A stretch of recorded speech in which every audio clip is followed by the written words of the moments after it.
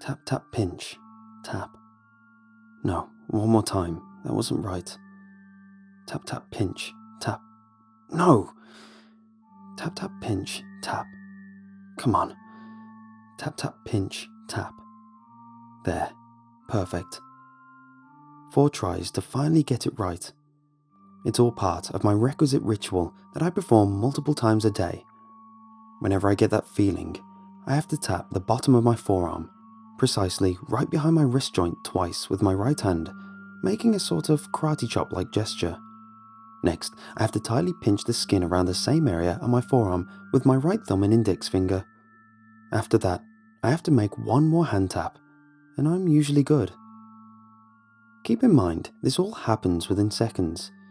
Whether I'm at work, a crowded bar, or even driving, it's something that must be done as soon as I sense the aforementioned feeling.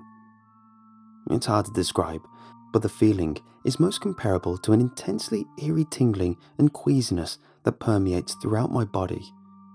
It's comparable to when the hairs on the back of your neck stand from sensing people standing closely behind you, and is always accompanied by a sense of anticipatory dread, like you know something bad will happen if you don't act fast.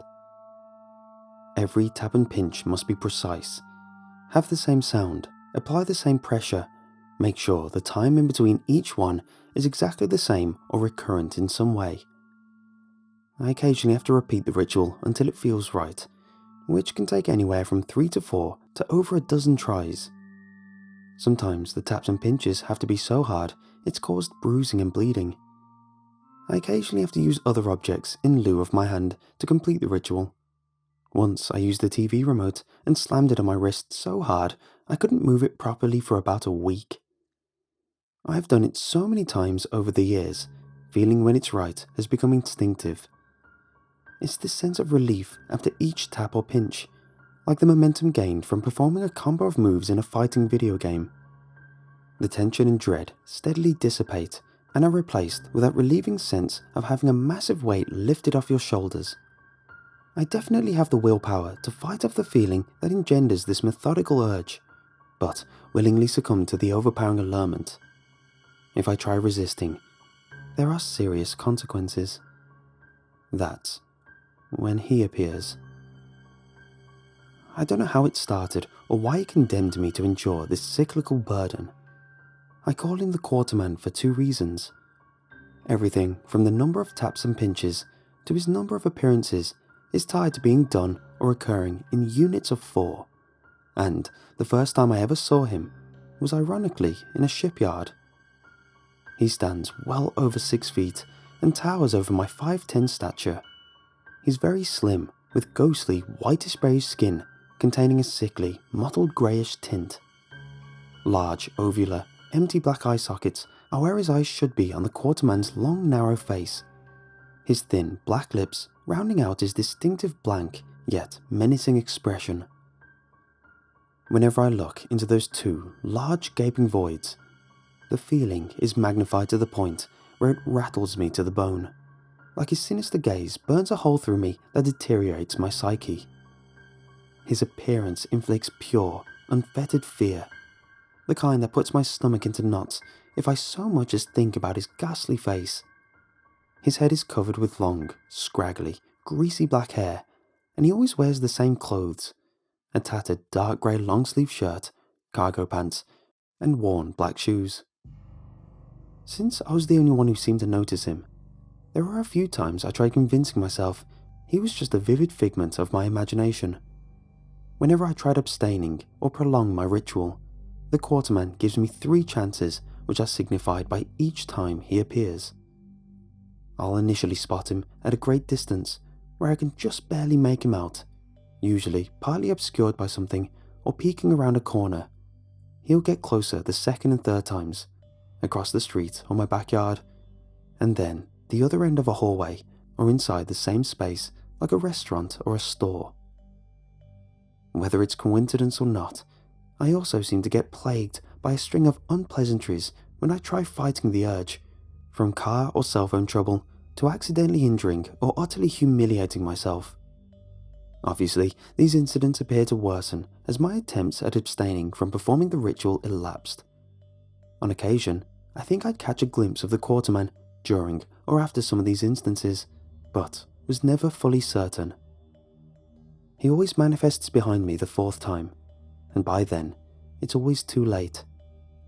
I never physically see him, but always sense his towering, looming presence.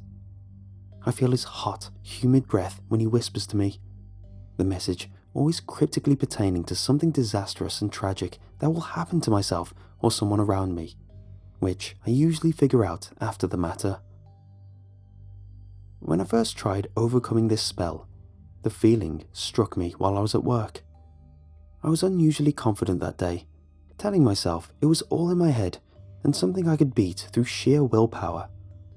It only worsened as the day progressed. I first spotted him in the meeting while peering through a window, watching me intently, peeking out from an alleyway across the street. I still stuck to my guns, even when I saw him later that day while walking back from my car across the parking lot. He appeared the third time when I stepped outside for a cigarette, standing about 25 feet away from me in between two vehicles. It was while driving home I felt him manifest behind me. He slowly leaned in until his lips were an inch or so from my ear, after which he whispered a single word. "Knee." Thankfully, I was stopped at a light because I literally sprung out of my car, only to see the back was empty. The Quarterman's messages always incorporate 4 of something, whether it's a 4-lettered word, 4-word sentence, or 4 syllables. I didn't know what it meant until the next day. Still convinced I was beating the impulses to perform the ritual, a co-worker and I were running late from lunch and about to rush across the street separating us from our office. A protruding tree limb had gotten tangled with part of the intersection traffic signal pole, and it was especially gusty that day, so it shook noticeably hard when the wind picked up. My co-worker, who was ahead of me, bolted across the street without hesitation. Just as the traffic signal pole jolted so hard, it emitted a loud, croaky groan. "Joanne!" I called out to my co-worker, thinking the entire pole was about to fall on her. But it didn't. Joanne stopped after I called her name and was pivoting to face me, just as a car sped down the road. The driver slammed on their brakes, but the vehicle's bumper struck Joanne directly in the knees, literally bending them backwards. The high-pitched snap rang throughout the intersection. Joanne sprawled across the car's hood before her legs literally folded inward, causing her to collapse like a card castle. I'll never forget Joanne's agonizing shrieks and hollers. She screamed inconsolably until the paramedics arrived, eventually passing out from the pain. I didn't physically see the Quarterman when this incident happened, but felt his piercing, malicious stare closely watching every gesture I made. It was at that moment I realized what the Quarterman's message foretold. Knee. Joanne broke her knees when she got hit by that car. It was all my fault because I distracted her, or got punished for not performing my ritual. After that incident, I was torn between convincing myself what happened was an unfortunate coincidence, or the Quarterman and the ritualistic urges I associated with him were now over. Of course, I was wrong, and they continued without skipping a beat. The second time I resisted happened a few months later. I was using the restroom at a friend's house when the feeling hit. I was actually halfway through performing the ritual, tap tap pinch, when my phone rang. The show my friend and I were watching was returning from its commercial break, so I got distracted and scrambled back to the living room. I actually didn't see the Quarterman that evening and thought yet again his hold on me had lifted. When I spotted him the next morning while leaving for work, standing just inside the tree line of some woods down the street from my home, I shrugged it off and went on with my day, despite being encompassed by the feeling. Although I shook it off upon reaching work, I froze when I saw the Quarterman standing directly in front of my building's front entrance, staring fixedly at me while others entered and exited. anyone else in the vicinity paid no mind to him, despite walking within inches of where he stood. How does anyone else not see him? I thought, while retreating into my car. I really am the only one, forced to endure this torturous process he orchestrates, and suffer the dire consequences of disobeying his game's twisted rules. I called off work and spent much of that day dwelling over whether the Quarterman was an actual malicious entity or visual manifestation that derived from my subconscious. The feeling's urge was so strong that day, it made me physically ill. Nonetheless, I refused to concede. After returning from vomiting in the bathroom, I saw him a third time, standing in my living room. He never came into my house before, after which I shrieked and bolted out the front door. Blindly consumed with panic, I wanted to get as far away from him as possible. As soon as I stepped off my front lawn, however, I tripped and face-planted on the street. Still in a daze from the impact, I felt the Quarterman appear over me before he leaned in and whispered in my ear, "Curtain opens." At first, I thought whatever he said pertained to the injuries I sustained from my fall. I had a busted lip, bloody nose, along with some scrapes and bruises, once again foolishly convincing myself I either conquered the Quarterman or he would finally move on to another victim. A few days passed, and I was in a meeting with a special friend of mine for lunch. Her name was Miranda, and we met on a dating app. We both were very secretive about our friendship due to our age difference.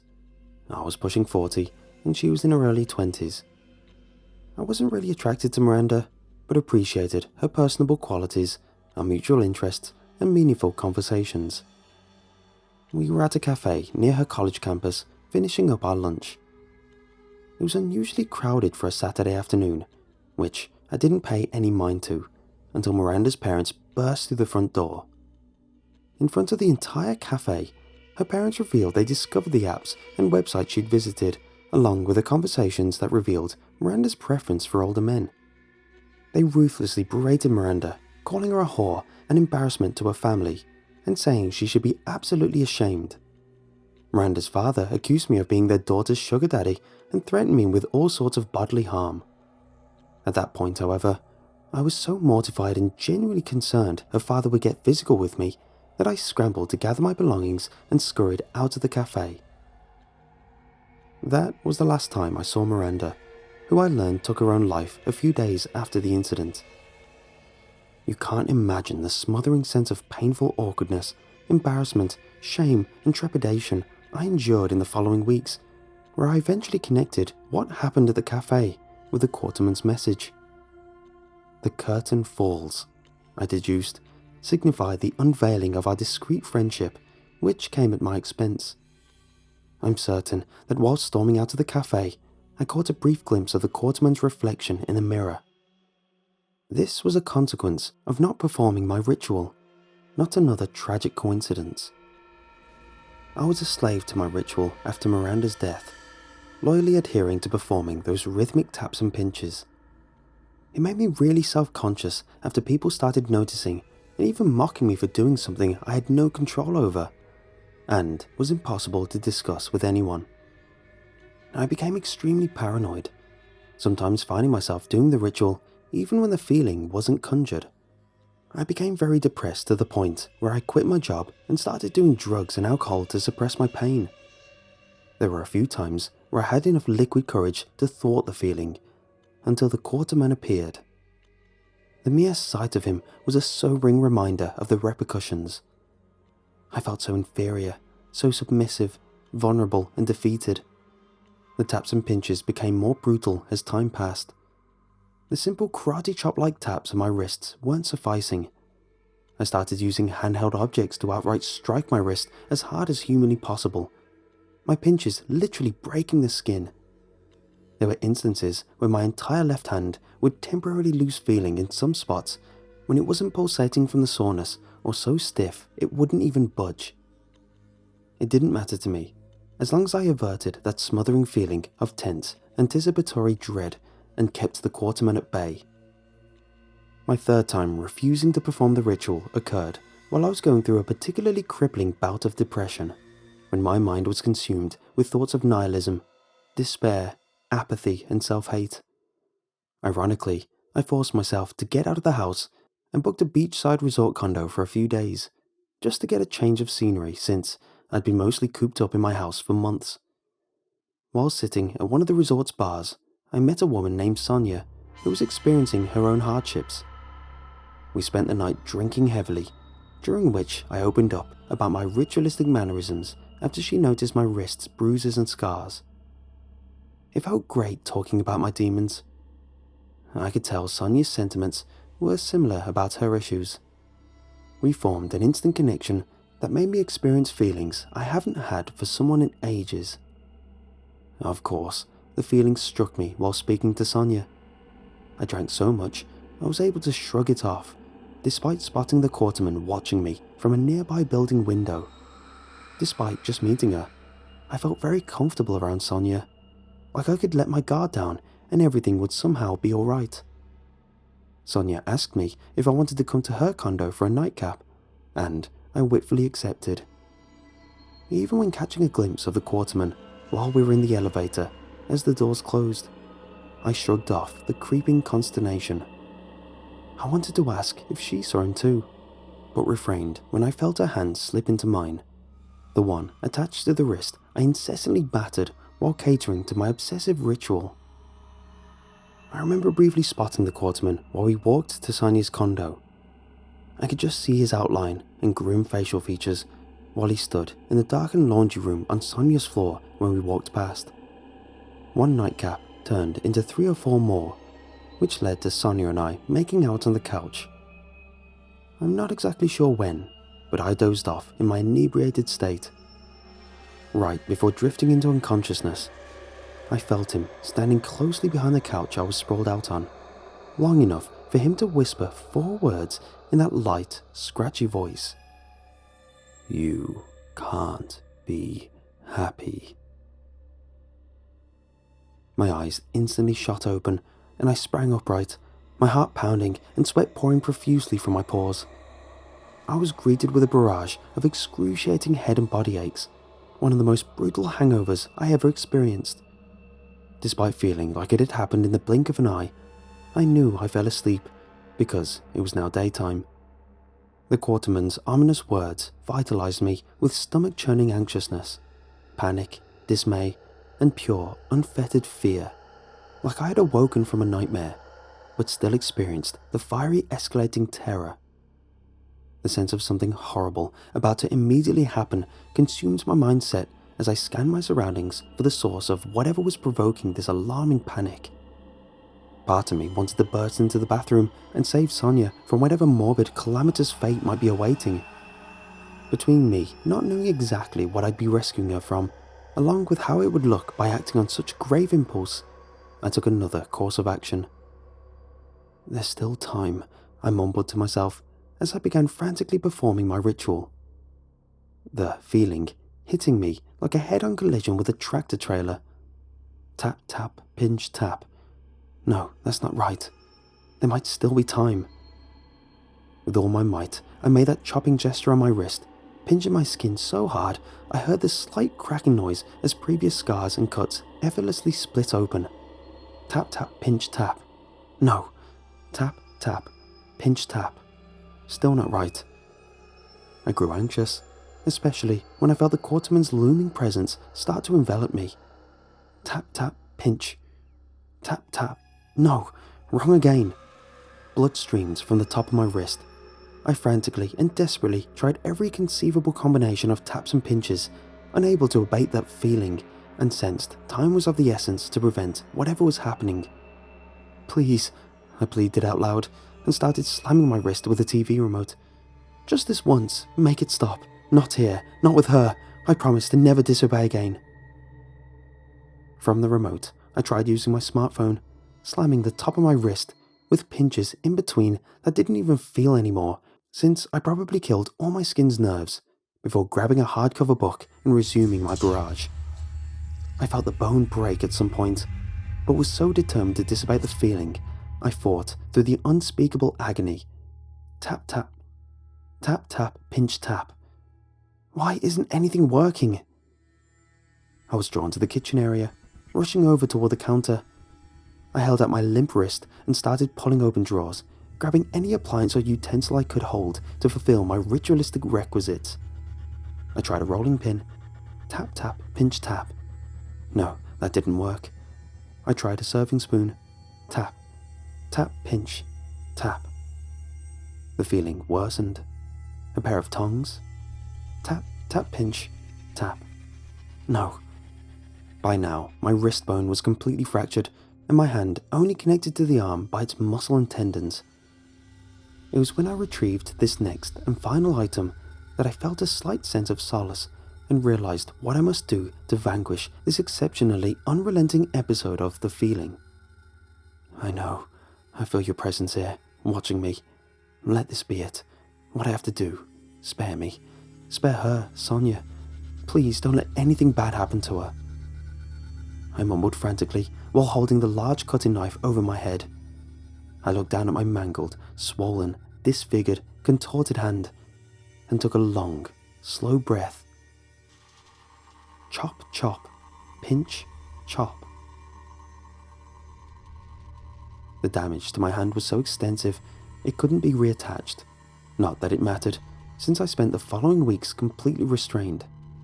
Sonia was absolutely hysterical when she found me, but I never again saw or heard from her, which I guess is understandable. I'd probably do the same if someone I took back to my room had a massive breakdown and chopped off their own hand. When I explained my reasoning for what I did to the doctors, they naturally couldn't relate or understand, and had me institutionalized. The Quarterman stayed away for the first few weeks. Even he probably realized I couldn't perform my ritual under restraints. I gained a false sense of closure when first arriving at the sanitarium, convinced I was finally free of this wretched ritual since I no longer had the hand I always used. Once the restraints came off, however, the feeling returned, like it was patiently waiting all this time.